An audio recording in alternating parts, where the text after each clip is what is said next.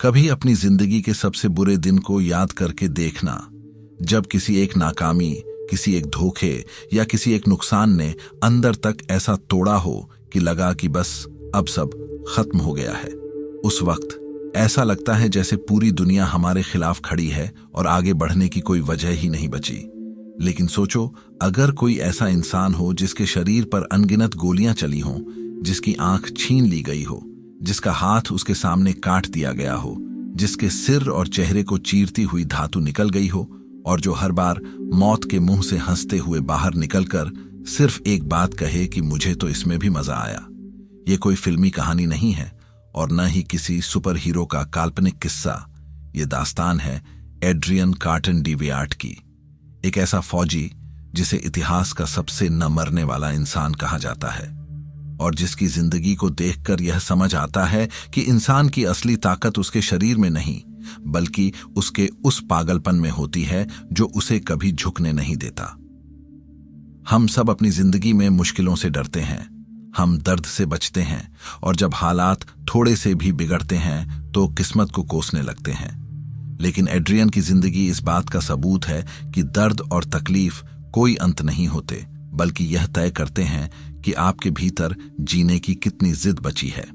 साल 1899 की बात है, जब दक्षिण अफ्रीका में बुअर युद्ध छिड़ा हुआ था और उस वक्त यह लड़का अपनी कॉलेज की पढ़ाई छोड़कर, अपना नाम बदलकर और अपनी उम्र का झूठ बोलकर सिर्फ इसीलिए सेना में शामिल हो गया क्योंकि उसे जिंदगी को किसी बंद कमरे में बैठकर नहीं, बल्कि खतरे की आग में झोंककर जीना था।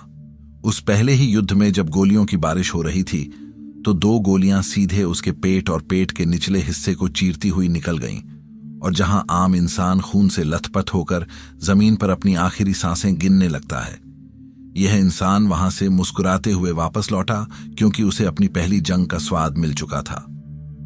घाव अभी पूरी तरह भरे भी नहीं थे और डॉक्टर्स ने कह दिया था कि अब इसे आराम की जरूरत है। लेकिन एड्रियन के दिमाग में कुछ और ही चल रहा था, क्योंकि जो इंसान एक बार मौत की आंखों में आंखें डालकर देख लेता है, उसे फिर जिंदगी के छोटे मोटे डर डराना बंद कर देते हैं। कुछ सालों बाद जब सोमालीलैंड में दरवेश विद्रोह के खिलाफ लड़ाई चल रही थी, एड्रियन अपनी टुकड़ी का नेतृत्व कर रहे थे और एक मजबूत किले पर हमला करते समय दुश्मन की गोलियों ने सीधा उनके चेहरे को निशाना बनाया। एक गोली उनके बाएं कान को छूती हुई निकल गई और दूसरी गोली ने उनकी बाईं आंख के परखच्चे उड़ा दिए, लेकिन वह पीछे नहीं हटे और चेहरे से बहते खून के बीच अगली गोली उनकी कोहनी को चीर गई। सोचिए, जब किसी की आंख चली जाती है तो उस इंसान की मानसिक हालत क्या होती है। लेकिन एड्रियन जब अस्पताल पहुंचे और डॉक्टरों ने उनकी आंख पूरी तरह से निकाल दी तो उन्होंने सिर्फ एक काले रंग का चश्मा या पैच पहना और कहा कि अब मुझे निशाना लगाने में और भी आसानी होगी। यह कोई सामान्य दिमाग नहीं था, यह उस इंसान की मानसिकता थी जिसने दर्द को अपना साथी मान लिया था और जिसे किसी भी तरह की कमजोरी में भी आगे बढ़ने का रास्ता दिखाई देता था। जब पहला विश्व युद्ध शुरू हुआ तो ज्यादातर लोग अपनी जान बचाने की दुआएं मांग रहे थे, लेकिन एड्रियन को लगा कि उसकी असली दुनिया तो अब शुरू हुई है। पश्चिमी मोर्चे पर, जहां हर सेकंड में बारूद फट रहा था और जमीन पर सिर्फ जवानों के जिस्मों के टुकड़े पड़े थे, वहां एड्रियन हमेशा सबसे आगे खड़े नजर आते थे।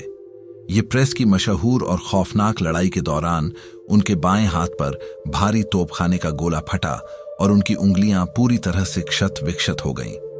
जब मिलिट्री डॉक्टर ने उनकी उन लटकती हुई उंगलियों को काटने से यह कहकर मना कर दिया कि इसमें जानलेवा इन्फेक्शन हो सकता है और ऑपरेशन में समय लगेगा, तो एड्रियन ने बिना किसी हिचकिचाहट के खुद अपने दांतों से उन उंगलियों को खींचकर अलग कर दिया ताकि वह तुरंत लड़ाई में वापस जा सके।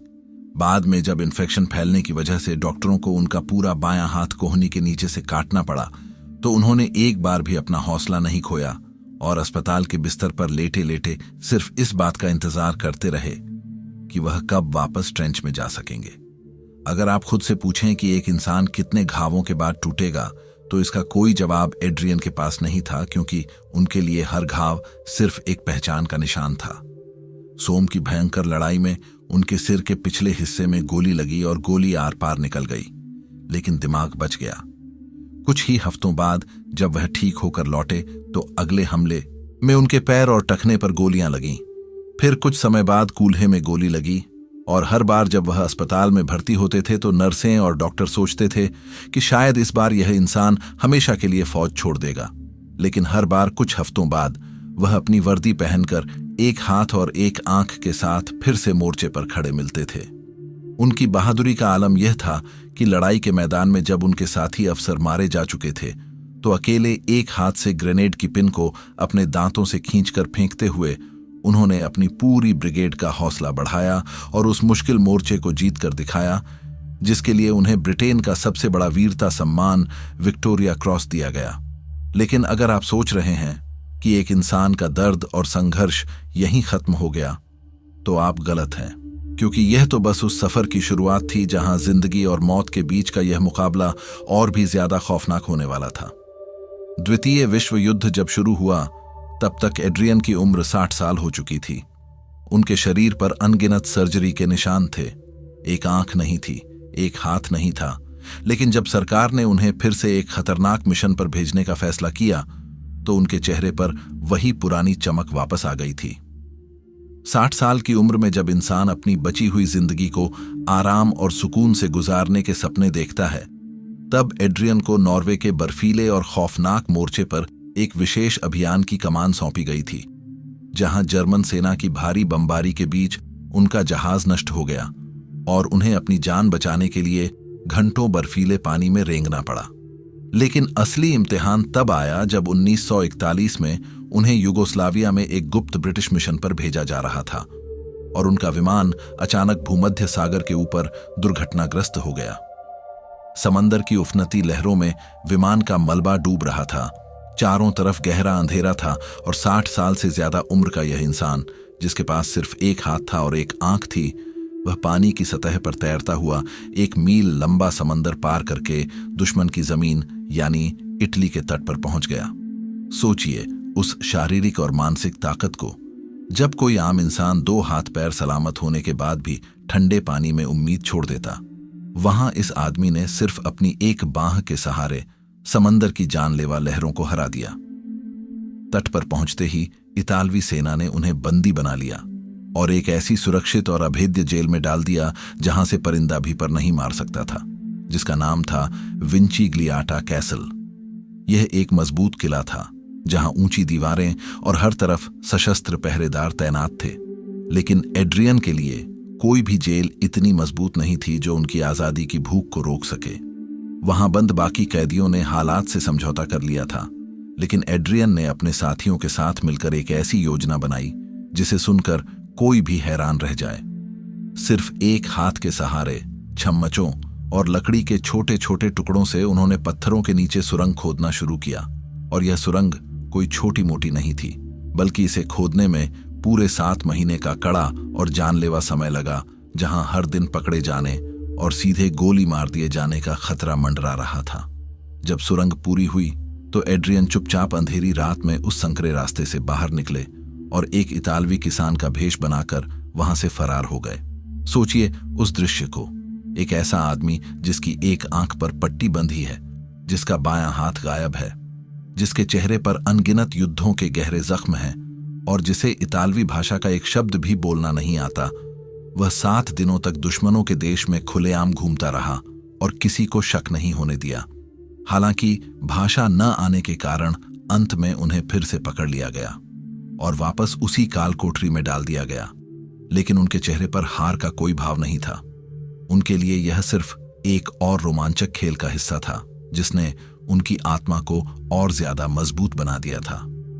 जब 2 साल बाद इटली ने आत्मसमर्पण किया और उन्हें रिहा किया गया, तो इंग्लैंड लौटते ही प्रधानमंत्री विंस्टन चर्चिल ने उन्हें आराम करने के लिए नहीं कहा, बल्कि उन्हें सीधे चीन में अपना निजी प्रतिनिधि बनाकर भेज दिया। चीन में उस वक्त गृह युद्ध और जापानी आक्रमण की भयंकर आग लगी हुई थी, जहां हर दिन मौत किसी न किसी कोने में ताक लगाए बैठी थी। वहां एड्रियन ने माओ त्से तुंग और चियांग काई शेक जैसे बड़े नेताओं से सीधी बातचीत की, और इस दौरान भी वह कई बार जापानी हवाई हमलों और बमबारी के बिल्कुल बीच में फंसे, लेकिन हर बार मानो मौत उनके पास आकर खुद रास्ता बदल लेती थी। युद्ध खत्म होने के बाद जब वह एक और विमान से रंगून जा रहे थे, तो उनका विमान एक बार फिर दुर्घटनाग्रस्त हो गया। लेकिन इस बार भी वह उस जलते हुए मलबे से सुरक्षित बाहर निकल आए। इतिहास में ऐसे बहुत कम लोग हुए हैं जिन्होंने दो दो विश्व युद्ध देखे हों, दर्जनों बार गोलियों का सीधा शिकार बने हों, कई प्लेन क्रैश झेले हों, और उसके बाद भी जब उनसे उनकी पूरी जिंदगी के बारे में पूछा जाए तो वह अपनी आत्मकथा में बिना किसी कड़वाहट के सिर्फ इतना लिखें कि सच कहूं तो मुझे युद्ध में बड़ा मजा आया। एड्रियन की यह कहानी हमें यह नहीं सिखाती कि हमें जंग में जाकर गोलियां खानी हैं, बल्कि यह हमें उस मानसिक ताकत का आईना दिखाती है जिसकी आज हमें अपनी रोजमर्रा की जिंदगी में सबसे ज्यादा जरूरत है। हम लोग जिंदगी के सबसे छोटे झटकों में, किसी परीक्षा में फेल होने पर, नौकरी छूटने पर, किसी रिश्ते के टूटने पर या बैंक बैलेंस कम होने पर अंदर से बिखर जाते हैं और मान लेते हैं कि हमारी कहानी यहीं खत्म हो गई। हम अपने घावों को दुनिया को दिखाकर सहानुभूति बटोरने की कोशिश करते हैं। हम अपनी कमजोरियों को अपनी किस्मत का नाम देकर एक कोने में बैठ जाते हैं। लेकिन एड्रियन का जीवन चीख चीख कर यह कहता है कि जब तक आपकी सांसें चल रही हैं, तब तक कोई भी दर्द, कोई भी घाव और कोई भी नाकामी आपको पूरी तरह से हरा नहीं सकती, जब तक कि आप खुद अपने घुटने न टेक दें। तो अगली बार जब जिंदगी आपको किसी ऐसे मोड़ पर लाकर खड़ा कर दे जहां चारों तरफ सिर्फ अंधेरा नजर आए, जब आपके अपने प्रयास नाकाम हो रहे हों और आपको लगे कि अब सब कुछ खो चुका है, तो एक पल के लिए उस फौजी के बारे में सोचना जो एक आंख, एक हाथ और शरीर में कई गोलियां लिए भी मुस्कुराते हुए आगे बढ़ रहा था। आपकी असली जंग दुनिया से नहीं है।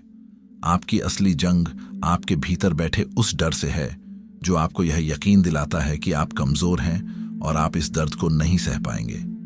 सच तो यह है कि इंसान की असली ताकत उसके आरामदायक दिनों में नहीं पहचानी जाती, बल्कि उस वक्त सामने आती है जब हालात उसे जमीन पर पटक देते हैं और उसके पास सिर्फ दो ही रास्ते बचते हैं, या तो वहीं पड़े पड़े हार मान लेना, या फिर अपने सारे घावों को समेटकर एक बार फिर उठ खड़े होना। एड्रियन कार्टन डी वियाट कोई अलौकिक इंसान नहीं थे। उनके शरीर में भी वही खून बहता था और उन्हें भी उतना ही असहनीय दर्द होता था जितना किसी आम इंसान को हो सकता है। लेकिन फर्क सिर्फ इतना था कि उन्होंने अपने दर्द को अपनी कमजोरी नहीं बनने दिया। उन्होंने हर चोट को आगे बढ़ने की एक नई वजह बना लिया। जिंदगी में तकलीफें आएंगी, असफलताएं भी मिलेंगी और कई बार ऐसे हालात भी बनेंगे जब आपको लगेगा कि आपका सब कुछ छिन चुका है। लेकिन अगर आपकी रूह में लड़ने की जिद जिंदा है तो इस दुनिया की कोई भी ताकत आपको आगे बढ़ने से नहीं रोक सकती। अपने डर का सामना करो, अपने घावों को अपनी ताकत बनाओ, और जब भी जिंदगी आपको गिराने की कोशिश करे तो उठकर मुस्कुराते हुए कहो कि अभी मेरी कहानी खत्म नहीं हुई है।